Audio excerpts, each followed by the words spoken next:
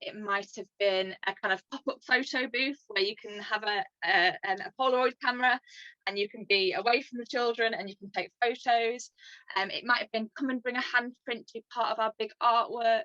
There was loads of really great ideas, social distance things, and that provided the touch points for us with the families and with the children. And that's the big thing that you miss when everything's done online, is actually that face-to-face moment where you get to have a chat with people. So we sort of took the best of that. So we had the videos and we included the social distance part of it. And then we also, another great thing of online and virtual things is that you have this chance to kind of do shout outs, and like people love to have their name said or included in videos.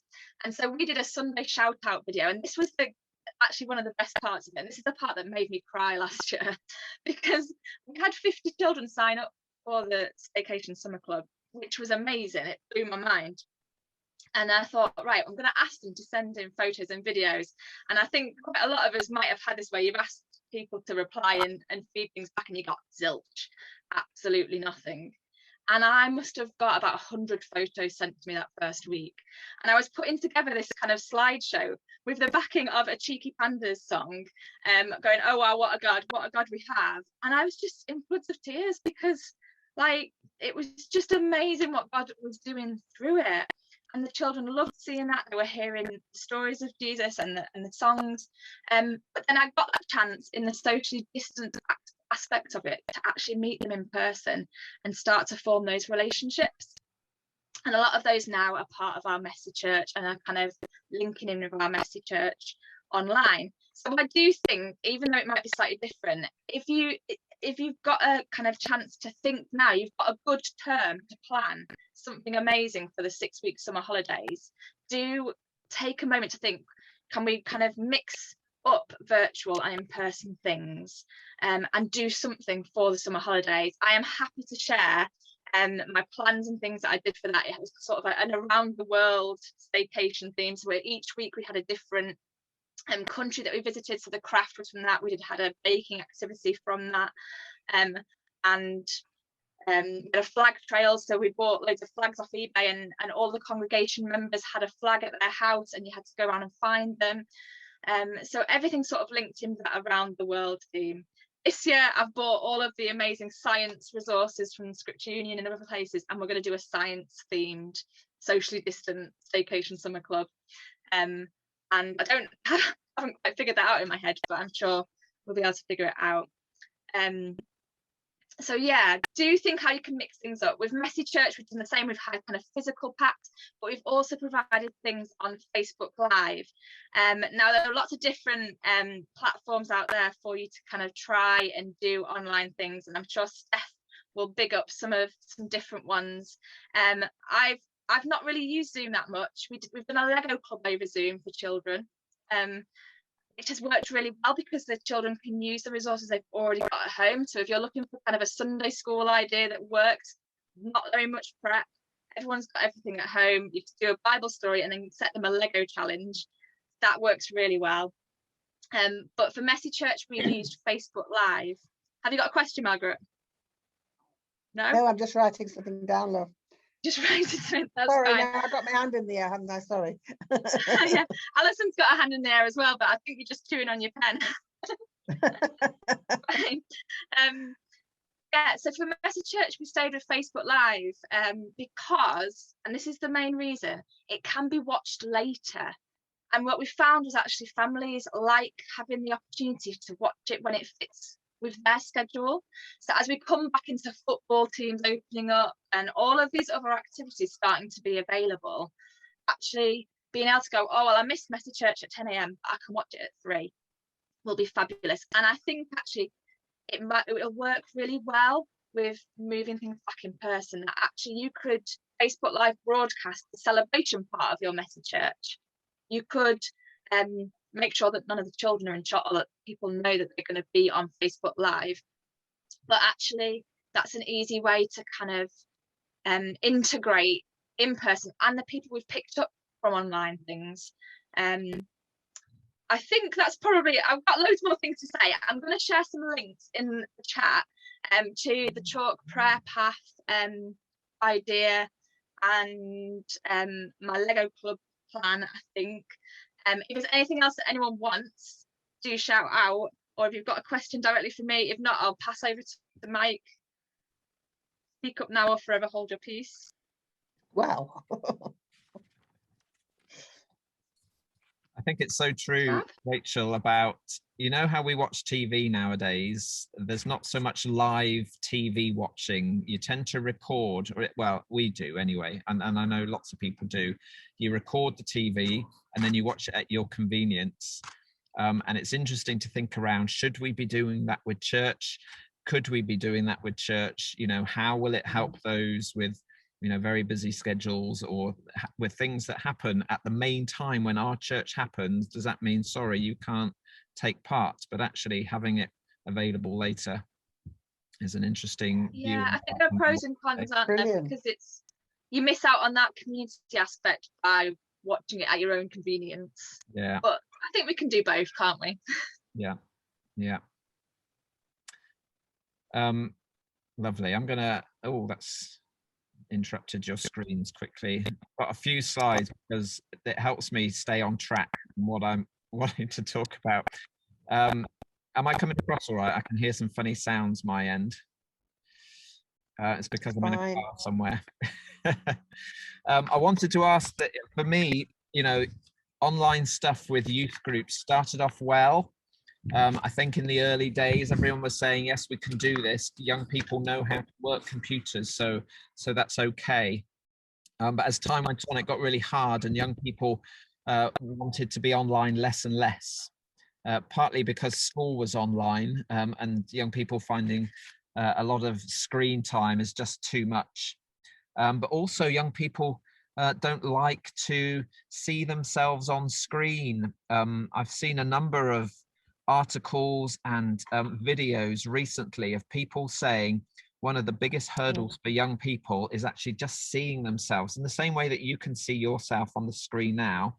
For a young person, that makes them feel that everyone is staring at them all the time because they can see themselves. And a lot of young people just don't like that, quite straightforwardly.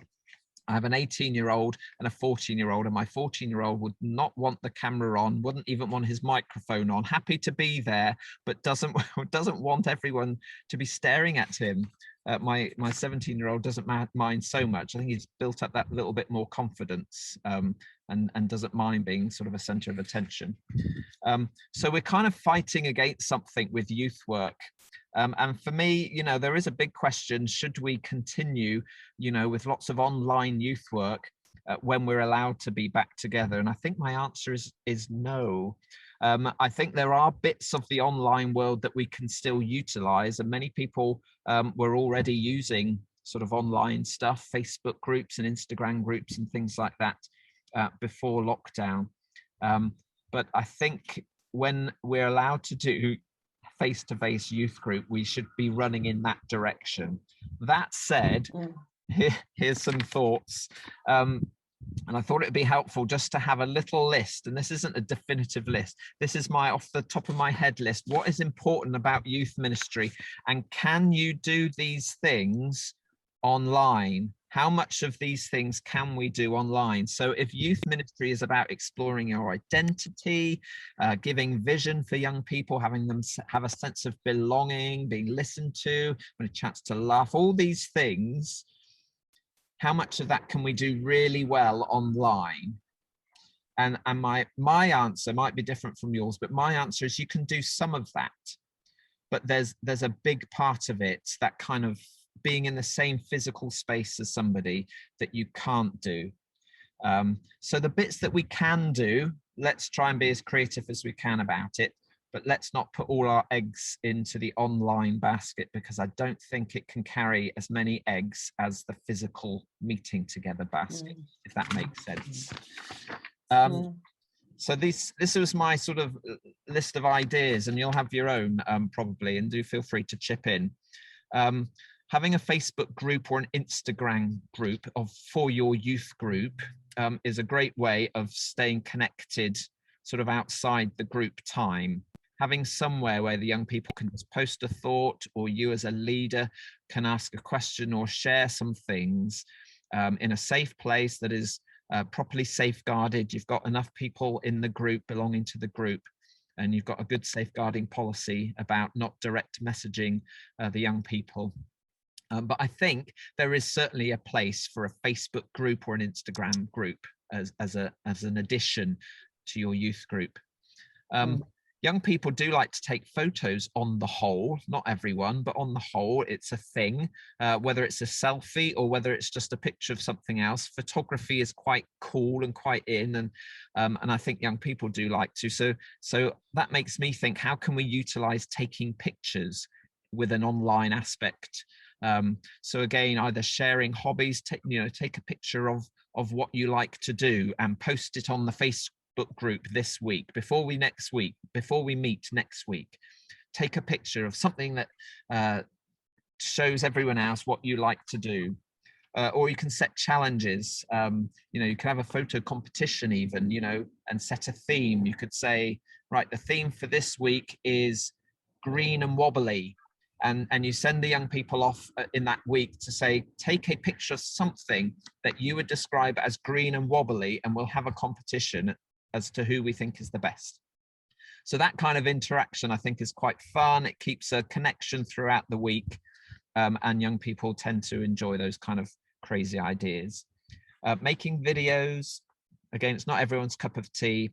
My Nathan, my 14-year-old, would probably make a video of himself playing the bass or something, but he wouldn't want to talk on it. He wouldn't want his face on the video.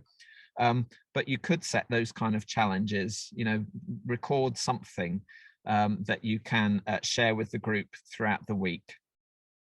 I'm a big believer that humor is really important in relationships generally, but definitely in youth work as well. So to think of some online ways of making us laugh. A lot of the online world, certainly social media, is sort of entertainment, isn't it? If you find a funny video, you might share that with somebody else. Or if you see a meme or a funny comment or something, then the funny things tend to get shared. And I think that's healthy. That's healthy for youth groups to be sharing stuff like that. You can start a project as a youth group. So again, when you meet physically, you can set this kind of stuff up, give the young people some guidelines or some instructions and say, right, again, over the next month, why don't you take some kind of journal or diary of your family life so that you could share it with the rest of the group if you wanted to share something about your life. Or why don't you think about the 3 most important things that are happening in the world at the moment from watching the news or reading some news websites, and tell us what you think the most important things that are happening in the world right now are. And almost make a little news program, or just a piece to camera, holding your camera up in front of you and just recording yourself talking about those things. That's an idea I've seen work well in the past. The next one on my list is sending video messages to young people. I know some of our youth workers across the diocese have been doing this quite regularly, which is a wonderful discipline to have, to send out just a video message, just saying, hi guys. If it went out sort of midweek in between your 2 groups, it's something, again, that can just keep the relationship alive. Sometimes I think we can get caught in this church only happens on one day of the week, or youth group only happens on one day a week, and anything that you can use to kind of break down the ice on those other days of the week can be helpful. How about asking the young people to lead online activities in between group meetings as well? So spend one of your evenings together talking about the kind of ideas like this, that this little list could be a starting point. But say to the young people, how could we keep in touch with each other through this next week? What kind of activities could we do? What could we send to each other? What could we post? What could we do that would involve the resources we have available to us on the internet? And the last couple here are ways to interact, really. I don't know if you've come across Mentimeter or Jamboard or Miro.com. You can look those up. I've got a little handout I'll post in the chat in a minute with some of these links on, so you can have them for yourself. But they're ways of interacting. So if you do have to do a meeting or some kind of gathering online for whatever reason, or even if you're physically gathered, but some of your group can't be there for whatever reason, but they could be there from home, you could kind of dial them in, so to speak, you know, connect with them, and they can interact through some of these kind of websites. There's things, the Mentimeter, you can do a poll or you can do a quiz, different things like that. Jamboard is more of a sort of a sticky note way of getting feedback from people, and you don't have to speak, you don't have to say your answer, but you could just type it and add it to this Jamboard.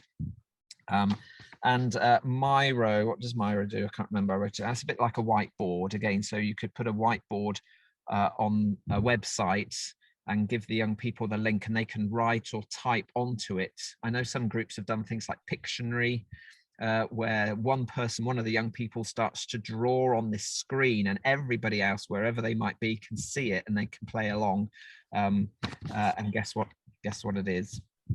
And there are games are, you know, can be good as well. So again, if you have like a sort of a midweek meetup, say you meet normally face to face on a Friday night, you could say on a Tuesday night or a Wednesday night, we'll do a game at 8:30.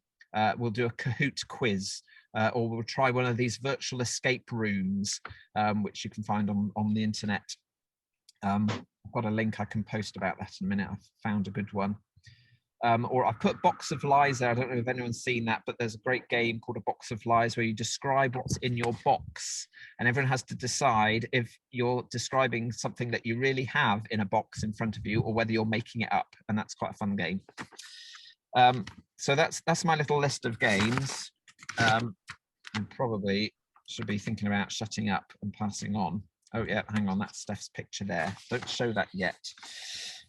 So I will post some of these ideas in the chat in a PDF that you can download. But I do want to just finish by saying the priority is reforming those relationships when you can meet together safely. Giving time for youth groups to share about the year that's been, remind themselves of who they are as a group, get in touch with those people that maybe have dropped off the radar.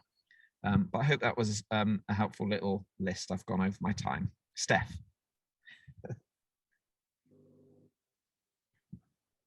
I will just unmute myself. I can see lots of things going on in the chat. So I'm Steph. I'm the Children and Families Worker at St. Peter's Church in Bentley, where I've been there almost 2 years. I'm a mum to 2 grown-up boys and a 12-year-old daughter. And Bentley isn't as posh as where Rachel is. We're an ex-mining community and unemployment is quite high. So I'm not coming from a big church with a lot of people and a big congregation who are very well off. I'm coming from a small church, elderly congregation, a couple of families. So that's where I'm at. So so what I want to say to you, my talk is going to be in 2 bits. I'm going to share some practical, simple ideas that I like to think as low cost, high impact. So little simple ideas that you can all do. There is nothing I'm going to say that you cannot do, some of the things. But what I want to say is that God just blesses us so much when we step out in faith. So I'm going to share some ideas, and then my second little bit, short bit, is just to encourage you where you are now. So start with where you are and what you've got. So some of these things that Rachel said have been absolutely amazing and wonderful. And some of those ideas, I'm guessing, because this is what happens for me, they start out as a little idea and then it builds and it builds. And over maybe several months, it might build into something bigger. But I always start off with a small thing maybe. So what we're going to share could be helpful to you. It might not be helpful to you, but pick out the bits that you think are useful. And as Mike said at the beginning, we are not professionals by a long stretch. Well, I'm not. The other two might be, but believe me, I'm not. So we're all different. So just use what works for you and what you think, oh, that could be something I could do. So I'm going to share some things that we've done in the past, how we started out. I live near the A1 and I think there's a motorbike going up because it sounds like there's a bee in my house, but it's a motorbike. So I'm going to tell you some of the things that we've done at St. Peter's Church, how we've adapted those and where we intend to go in the future. So luckily, when I arrived at the church, there were already several things running that I took on and took over. So these were things that were started up. But as I said, we've progressed and changed things. So one of the things that is my favourite, because as Mike said, and Rachel probably said it, I can talk for England. So one of my favourite things we do is called Cuppa in the car park. Now, this only works if you are situated on a main road, where we're very fortunate. My church, St. Peter's in Bentley, is we have a car park and it's on a main road and it's next door to a school. So if your church is situated out in the countryside and away from everybody, it's not a very good idea to do it in your car, in your church, but you could be mobile, Cuppa, anywhere. And we give out free hot drinks. We give out tea and coffee free in paper cups. We believe at St. Peter's, my vicar will love to hear me say this, good quality. We want the best in Bentley. So if you're going to do it, we have good quality tea, we have good quality coffee. And Mike, I think you've got one of my photographs of the people sharing the cup. Oh, that's my cups. So as a little simple thing on the cups is I write, oh, there we are, look, there's the little team. There's not a lot of us, the vicar in the middle, Alec and Dave, with our cup of tea and coffee on the main road in Bentley. Oh, there we are again. Look, there's me with my hair. So simple. And as you can see at the front of that, there's a little basket with some tracts in. So there'll be flyers about the Debt Advice Centre that we run at Bentley Church. But I also can get free books and little leaflets and handouts. I'll try and find the link or get somebody to drop you the link.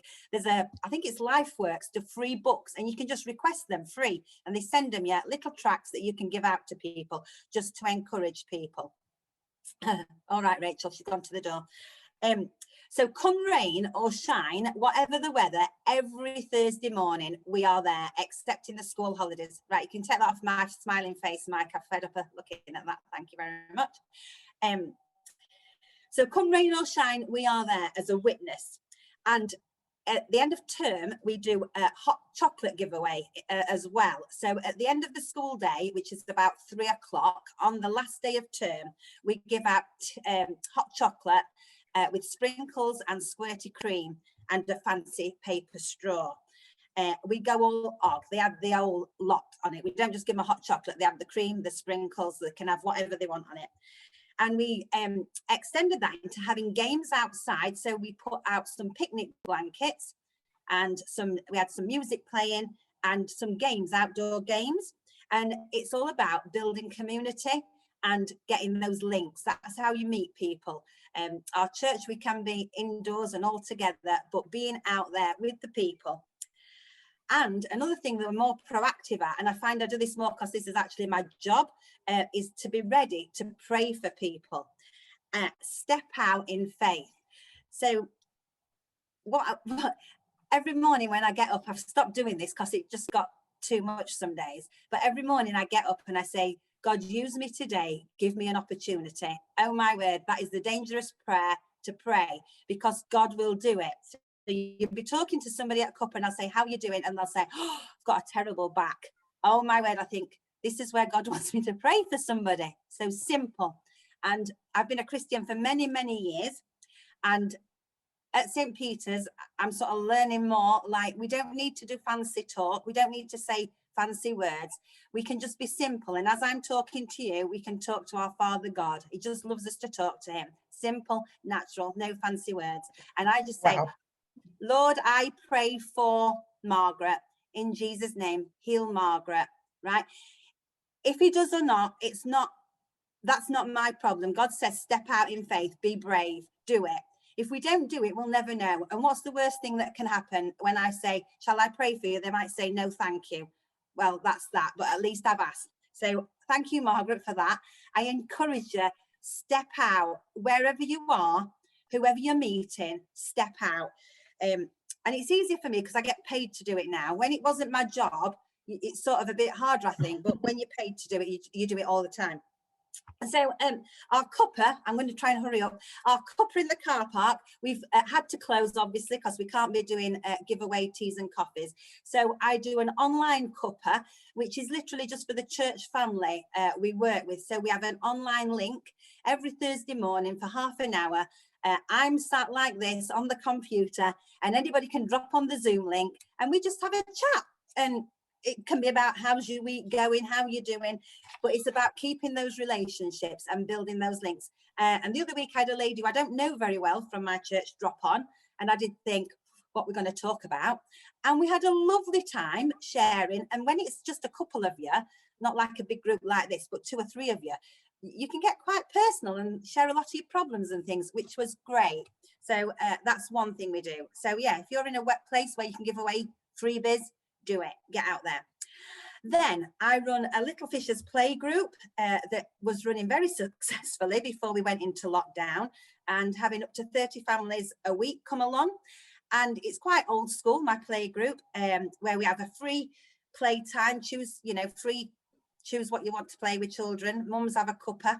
There's a craft that usually fits in with the Bible story, a simple sing-song, so far in. We have a snack time, and then a little Bible story that fits in with the craft and something they can take home.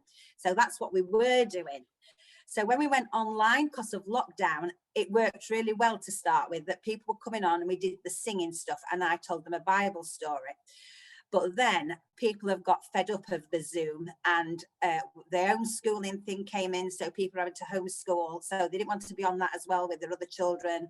People didn't have devices. It just got too much. So we stopped it. We just stopped it.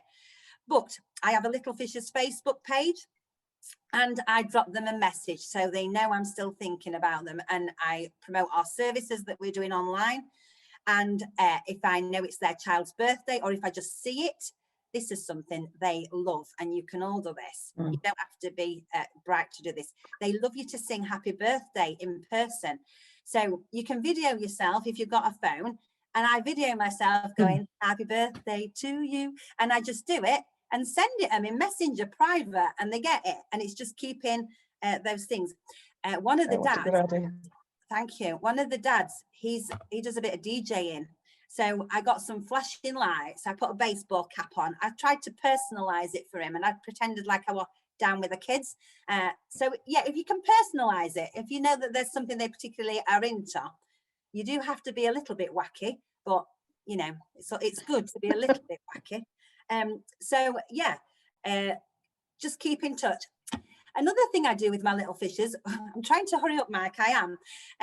With my Little Fishers group is just keeping in touch with them, touching base with them, and be real, be honest. Because the other week, well, probably 6 months ago, I was feeling really low and a bit sad, and I'd had a bit of a cry, and I looked a real mess. And I thought, oh, I'll wait till I've sorted my face out and I look a bit better and I'm not feeling as low. And then I thought, no, they need to know that it's not always all right. And Steph's not got winning at life. Steph's, struggling today. So I literally FaceTimed them and said, hey guys, yeah, I look a bit sad today because I'm struggling today.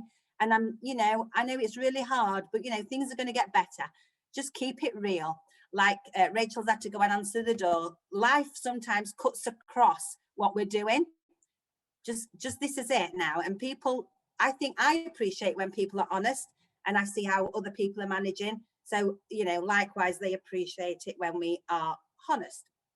So we're looking at getting back when we can reopen, and what we're thinking of doing because of the distancing and just how it's going to be, we're thinking of going smaller, having smaller groups. So not going to have the whole 30 people in, maybe 15, I think we're allowed to have in April when things are reopening. And we're going to have more intentional evangelism and sharing of the good news. And I'm thinking of trialing talking to the adults rather than doing a story for the children. I'm thinking, the children get lots of stuff. I'm thinking a quick 2-minute what the good news of Jesus really means. So probably one week it'll be about love, another week, you know, it could be Easter themed, something current, something that might help the parents, and we'll see where that goes. Online church, we have 2 services, a 9:30 traditional service that the vicar leads robed up, and an 11:15 family all age service that's 45 minutes, and I help the vicar run that. And we are live, we stream it live on YouTube.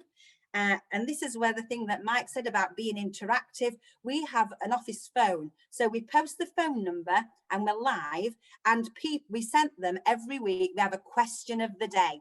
Now, the question of the day doesn't need to be themed to fit in with your service. Our question of the day is about building community and getting people involved so they're interacting with us. So the question of the day is, recently we had, what's your favourite pie?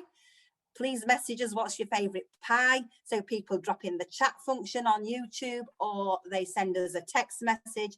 What's the favourite pie?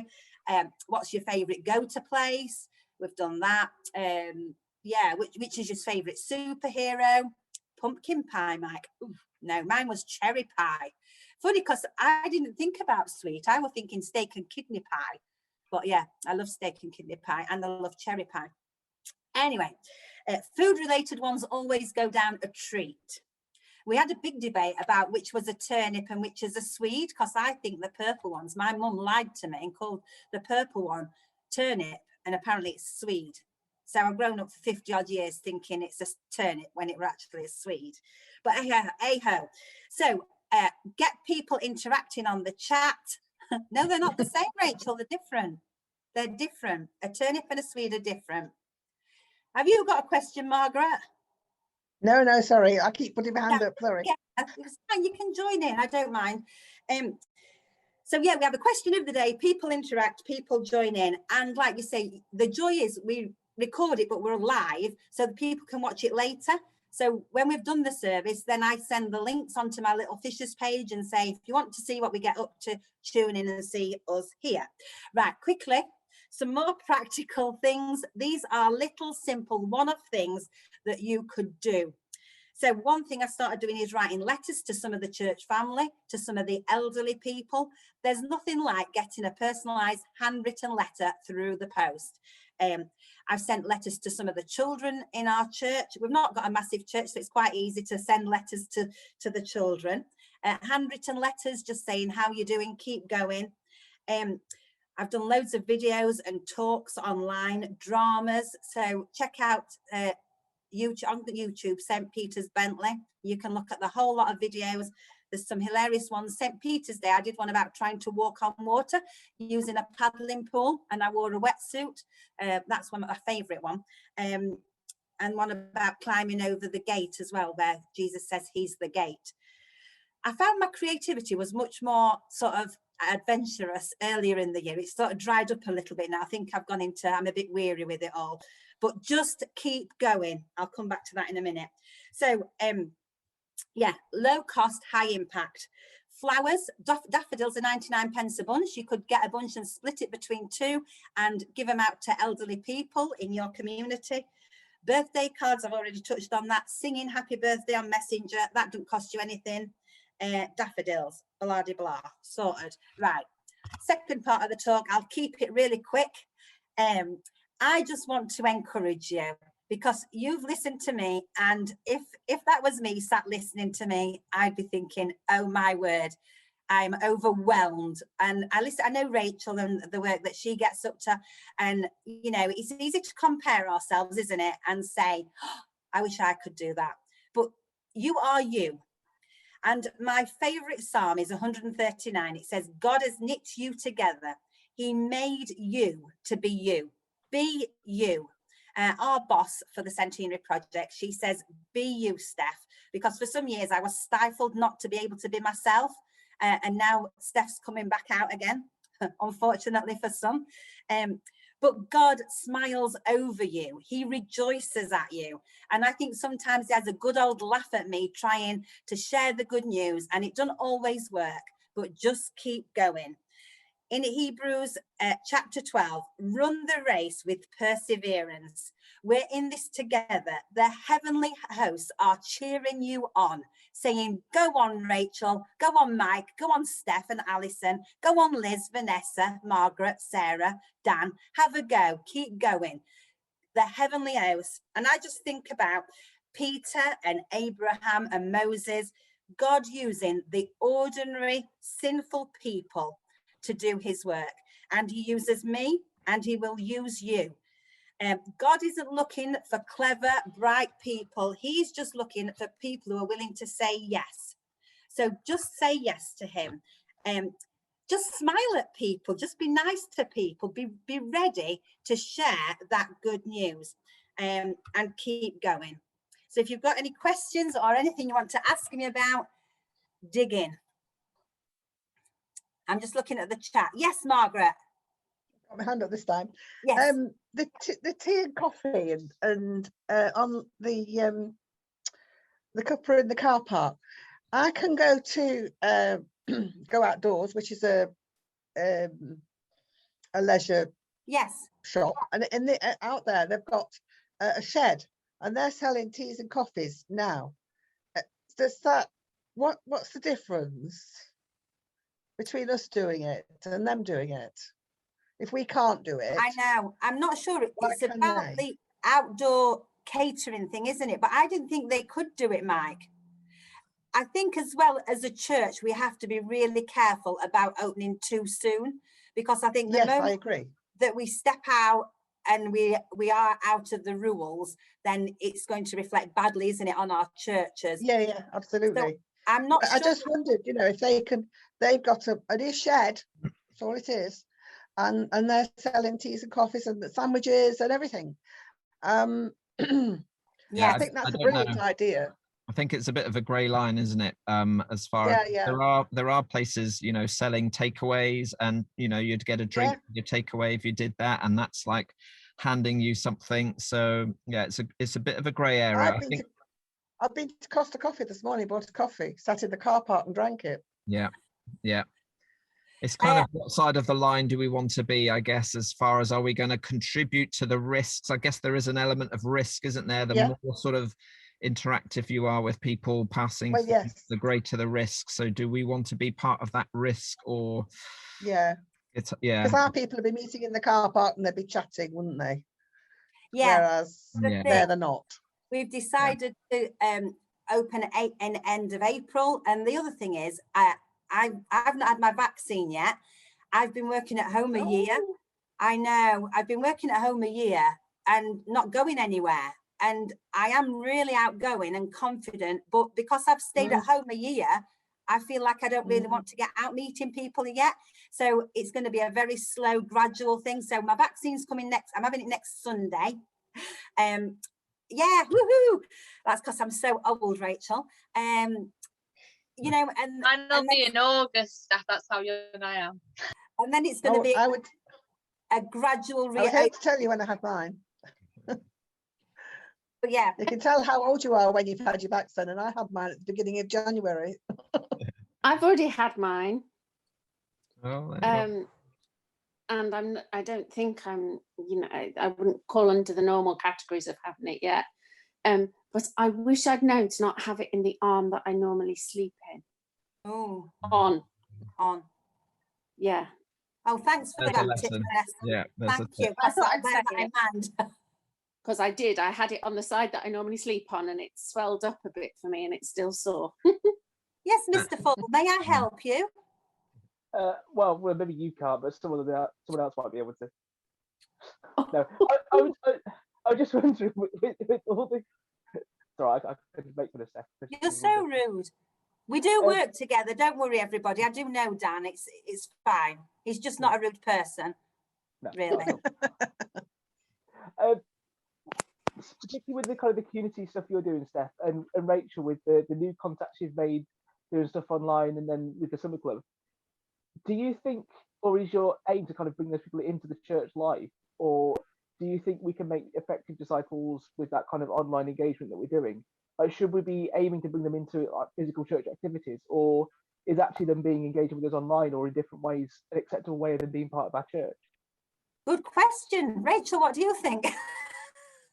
I mean, for me, I had no contact at the beginning of lockdown. So lockdown and everything I've done was partly just like a database building exercise. And that sounds really cold and really harsh. But actually it was how can I reach people and just get to know them and kind of add more people to my contact list so that when we are able to reopen, I can tell them about what we're doing. So, oh, sorry, my school run alarm is going off. 10 minutes still is fine. Yeah, so I think there will be people that keep engaging, that will only want to engage with us online, and that's fine. And I think that's why we don't want to go, right, now we can open, let's stop everything that's been online. And I think that's where, like Mike said about Facebook groups and Instagram groups, and keeping those connections between meetings is going to be really key, and we definitely shouldn't stop those things. I do think that there is great value in trying to kind of not migrate people into in-person things, but to try and connect with them in person, because it makes such a difference, like the depth of those relationships and actually the warmth and the kind of way that you interact with people is so different in person than online. So we can't not want them to come to things in person, and I think that's the kind of, we all want them to do that, but we also have to be aware that actually we still need to provide stuff for the people who we have connected with virtually, whether that's providing takeaway craft packs as well as doing Messy Church in person, whether that is filming parts of our services and publishing it online so that people can still engage online, whether that's running Alpha in person and also on Zoom. And actually we have to weigh up what the pros and cons to doing all of it is. That's a very long-winded answer. I think there's space for both going forward.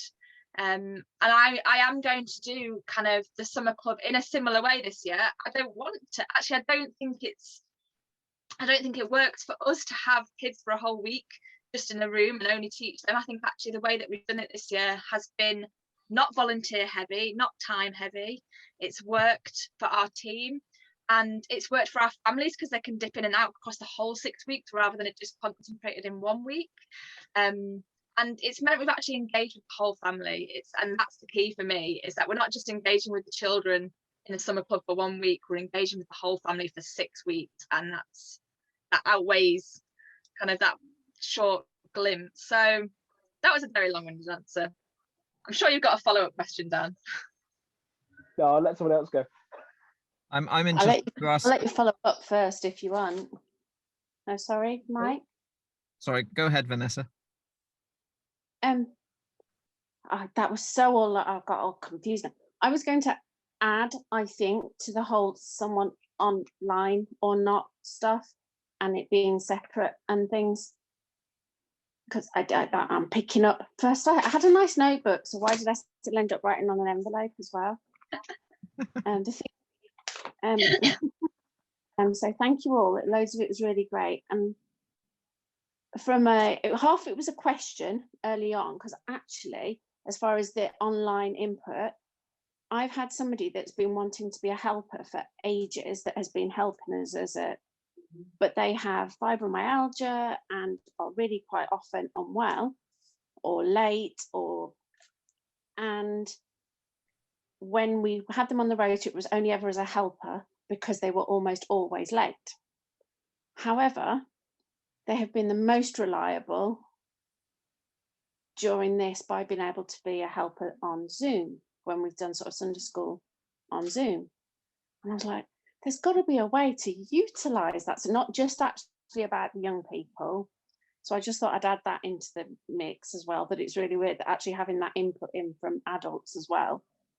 And that sometimes, and that also reminded me that both my boys have had to grow up as young carers at various points. And sometimes some weeks kids might just not be able to make it. So actually, I don't think it's always about choosing either or, but actually that they don't have to miss out if for like 6 weeks somebody's really poorly. And I also, because of the kind of kids they are, they've got lots of friends. And in fact, I'm scarily aware of how many kids that is nowadays. I think that's why I mention it, because I think there's a lot out there that either it's some granny or pet someone. And I think post-COVID, there might be a lot of people concerned about passing stuff on to someone at home, even when we think it's safe. So I think having the option to dip in when they feel ready, but to have that connection through online in the meantime is really cool. Brilliant. That was another thing.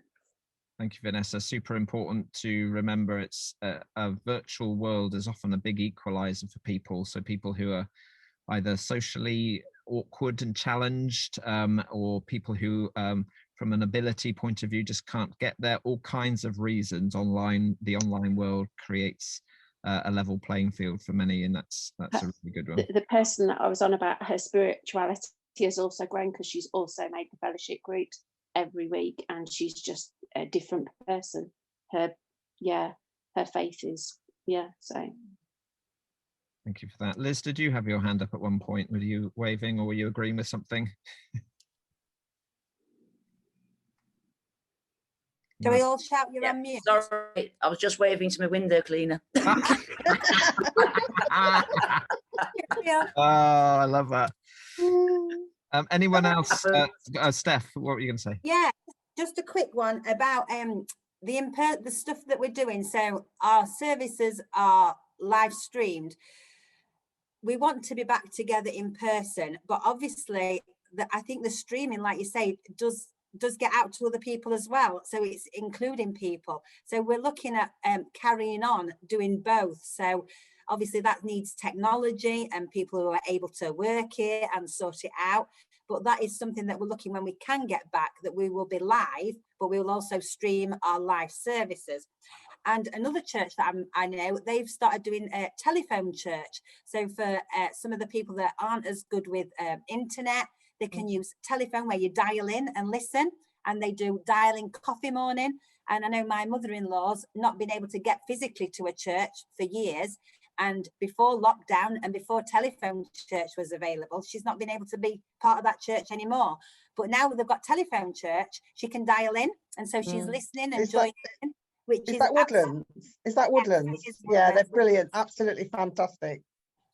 Stephen is brilliant. He is indeed. Oh, That Can can be Oh, that can sorry, be one Vanessa. of the benefits of Zoom. That's all I'd say. That's why we have Zoom, because not everyone could access no, that's it. video stuff, so that actually then they could do the ringing and join. We've had like our fellowship that some people have been on screen and some people have phoned. Just to kind of Sarah put in the chat about shout outs and getting permit, like safeguarding and all of that kind of stuff. At the beginning of our summer club, we got permission from all of our parents, and I always think, as long as you tell people in advance what you are doing, how you are using things, and why, and where it'll be shared, and you're very, very clear about that, and put it in writing if possible, then obviously then people know and they can opt out of it. So for the summer club, we got written permission. It was in the kind of sign up thing. Any pictures they shared with us, we could put in the summer shout out videos. Obviously, if people put a comment on our Facebook live video, I'm very clear, like if you comment, I'm going to say your name, I'm going to say it on the video and tell people. And I think when we go to kind of live streaming from church, when there are other people in the building, again, it's we have to be very clear and tell people, look, camera, it's being live streamed from here. I've still got issues about live streaming church at school. We can only film kids. So I think you would maybe have to say, look, this is where the camera is showing, and have it at the front, pointing at the front of church. And then if people want to opt out of that, then they can be behind where the camera is. Does that make sense? Mike, have you got anything to add to that? Just a quickie. You've been putting lots of links up. Where can we find these links? Because I'm not very au fait with this stuff. I will, he says, I think because we're recording the session, it will record the chat as well. So where will I find the recording? I will be able to email each of you because you've booked on, and should be able to follow that up. So yeah. Thanks, Mike. That's brilliant. We're running this session again on Thursday night. Yeah. So we might have a similar conversation with other comments coming in as well. So you might like to look at what people have got. I'm trying to persuade. Well, I got one of our groups coming on Thursday. Great. I'm going to try and get another one too. Cool. Go now as well, Mike. So I'm going to disappear. Yeah, thank you, Rachel. Okay. Bye. Thank you. Thank you. Yeah, I Brilliant. think Thank you. just to follow up on the live streaming church thing, it is super important. You know, sometimes we have looked after children in our churches, and there'll be other reasons why people don't want to or can't be on a live camera, or even on a recorded camera. So I think what Rachel was saying about having just a one camera that is very specifically pointing towards the front, and it's not something that kids are going to run past in front of necessarily, but again, you'll know your churches and how much of a delicate issue that is. But even if you don't know, it's still wise to say, you know, we are live streaming this, but fear not.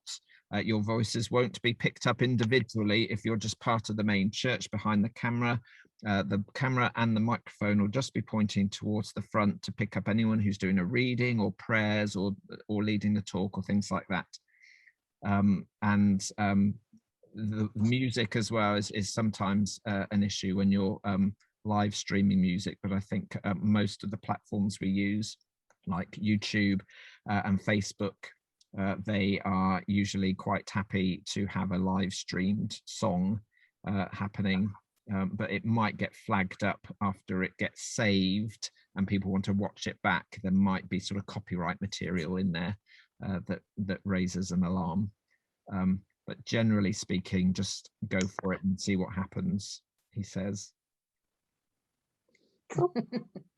Are there any other questions or comments that people sort of came to the workshop with quickly, just because I don't want people to go away thinking, well, the one thing I came with they haven't even talked about?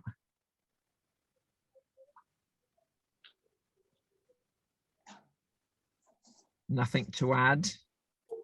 Mike, can I just ask you a question? I was keeping quiet-ish for a bit. I'll give it a whole few seconds, I'm sure. Sorry. I just wondered, you know those cool platforms that you talked about? I can't remember the names of them all, like the whiteboarding and like the post note.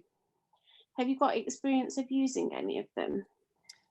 Yes, I've used Mentimeter a few times and Jamboard. I haven't used the Miro one, but I have looked at it. Are they anonymous? You know, like, so when someone puts something up, can they do it anonymously? But yes. then equally, does the leader know?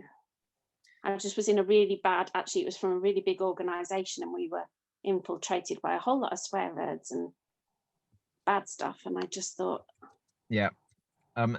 Certainly on Mentimeter, it is anonymous. So you'll have a code, a website and a code that you patch in, and then whatever you sort of send a message to can appear on the screen. Now, if I was running an event, which I have done recently, I would never show that live screen live to everyone before I've had a chance to look at what's gone up on there. So if there's anything that goes on, I think as the leader of it, you can delete certain comments before it's shown, or you just use it for your benefit. So you can say, oh, I can see somebody has said, and then you can read out the comments and you can pick and choose.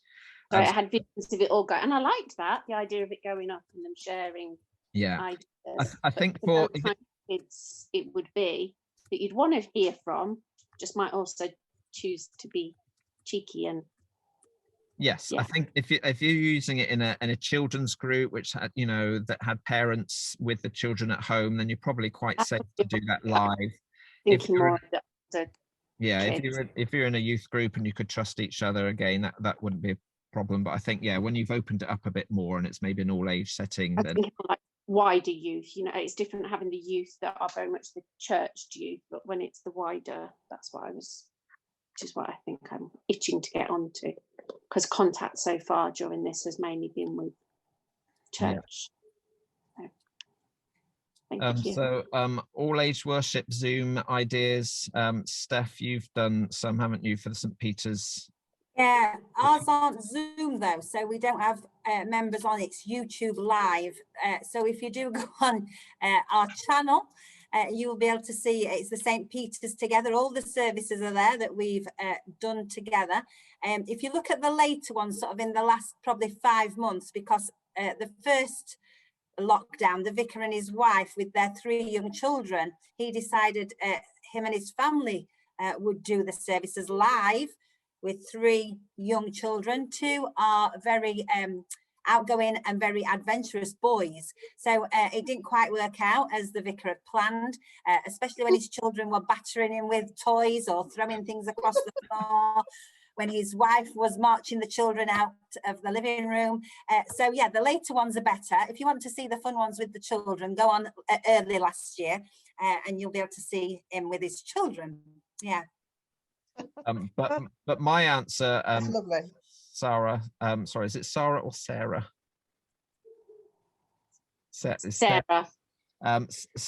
Is that all age on Zoom isn't the easiest, and I haven't heard of people who've done it really well. I think children specifically will engage with a screen for only so long, and only engage then if they feel that the person is, you know, talking to them and engaging them and telling them a story or doing something funny, or you know, specifically engaging. When it's just somebody doing a reading or a talk, and I know from my own 7-year-old's perspective, he loses interest. He just doesn't want to keep watching the telly. He wants to do something else. So I know that's particularly challenging, and I don't know that I've seen many examples of people doing that well. I think, you know, some of the best kind of things for children is what Steph has been doing, which is when there's 2 people on the screen, they're interacting, they're lively, they're energetic, they're doing songs and actions. I think that can engage the younger children much better than sort of a Zoom service. But it's a shame Dan's gone, because I know his church have been doing Zoom services over the last however many months. I've just shared in the conversation, top tip, mute everybody, because I know when I was doing Little Fishes and everybody's on, like even just 6 families, and you're trying to sing because of the timing and the internet delay, you can't sing together. So mute everybody, and you can't, they'll hear you, and you just keep going. But yeah, it's not quite the same because you're not getting the feedback, and you know. Yeah. Tends to be how the services are worked anyway, isn't it, Sarah? Dan is St Francis Bramley in Rotherham, if you wanted to connect with them. I don't think they put their Zoom services online after. I think it is just a closed community. You have to be there, and you engage with it as and when it is happening. So likewise, I haven't actually attended their church because I feel like I'd be an imposter if I popped on. I was just going to say that what I'm loving about this, because I love meeting people and I love meeting different people and people I don't know.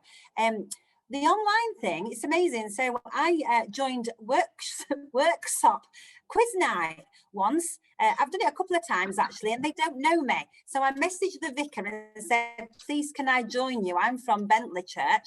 Please, may I come on your Zoom meeting? And he said, yeah, of course you can. He sent me the link and I joined, and I got on this community, this church community, and only the vicar knew who I was. Nobody else did, and it just said Steph Darbyshire. But when older people are on Zoom, they go, oh, hello, Mike, and hello, Alison, and they went, Steph? Who's Steph? Who's Steph Darbyshire? Do you know her? Who is she? And they were talking about me, and I could hear them, and I just sat there saying, you know, so it was quite hilarious. But if you look on, you know, YouTube, wherever, you can get on all kinds of services and have a little nosy at what other people get. That's a positive, I find. Shall I show up now, Mike? No, it's all good stuff. Does anyone else have anything else they wanted to throw in or ask at this point? Otherwise, we'll let people get on with their days. Well, it's been really nice to join you from my field in the middle of nowhere. I'll now be able to return to my noisy house. But thank you for taking part. Thank you, Steph, and thank you, Rachel, who's gone. I hope that's been helpful. Thank you, Mike. Inspiring. And we will send you some links and things because we'll have your email addresses from your booking. But enjoy the rest of your days. Thank Thank you. you. Thank you very much. Bye-bye. Bye-bye. Bye.